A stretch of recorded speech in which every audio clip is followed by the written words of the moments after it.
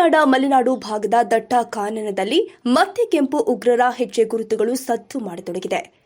ಶೃಂಗೇರಿ ತಾಲೂಕಿನ ಕಾಡಂಚಿನ ಕುಗ್ರಾಮಕ್ಕೆ ಭೇಟಿ ನೀಡಿದ ನಕ್ಸಲರ ತಂಡ ಮನೆಯೊಂದರಲ್ಲಿ ಊಟ ಮಾಡಿ ಮಾತನಾಡಿಕೊಂಡು ಹೋಗಿದ್ದಾರೆ ಎಂದು ಹೇಳಲಾಗುತ್ತಿದೆ.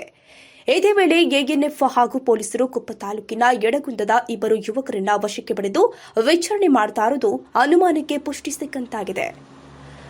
ಕಳೆದ ವಾರ ಶೃಂಗೇರಿಯ ಕುಗ್ರಾಮಕ್ಕೆ 6 ಜನ ಅಪರಿಚಿತರು ಬಂದು ಹೋಗಿದ್ರು ಎಂಬ ಮಾಹಿತಿ ಹಿನ್ನೆಲೆ ನಕ್ಸಲ್ ನಿಗ್ರಹ ಪಡೆ ಹೈ ಅಲರ್ಟ್ ಘೋಷಣೆ ಮಾಡಿತ್ತು. ಅದರ ಬೆನ್ನಲ್ಲೇ ಇಬ್ಬರು ಸಿಂಪಥೈಸರ್ ಬಂಧನವಾಗ್ತಾ ಇದ್ದಂತೆಯೇ ಡಾಗ್ ಸ್ಕ್ವಾಡ್ ಜೊತೆ ಎಎನ್ಎಫ್ ಸಿಬ್ಬಂದಿಗಳು ಕಾಡಲ್ಲಿ ನಕ್ಸಲರ ಪತ್ತೆಗಾಗಿ ಕಾರ್ಯಾಚರಣೆ ಮಾಡುತ್ತಿದ್ದಾರೆ. ಶೃಂಗೇರಿ, ಕೊಪ್ಪ ಹಾಗೂ ಕಳಸ ತಾಲೂಕಿನಲ್ಲಿ ವ್ಯಾಪಿಸಿಕೊಂಡಿರುವ ಕುದುರೆಮುಖ ರಾಷ್ಟ್ರೀಯ ಉದ್ಯಾನವನದ ವ್ಯಾಪ್ತಿಯಲ್ಲಿ ಎಎನ್ಎಫ್ ಸಿಬ್ಬಂದಿಗಳು ಫುಲ್ ಅಲರ್ಟ್ ಆಗಿದ್ದಾರೆ.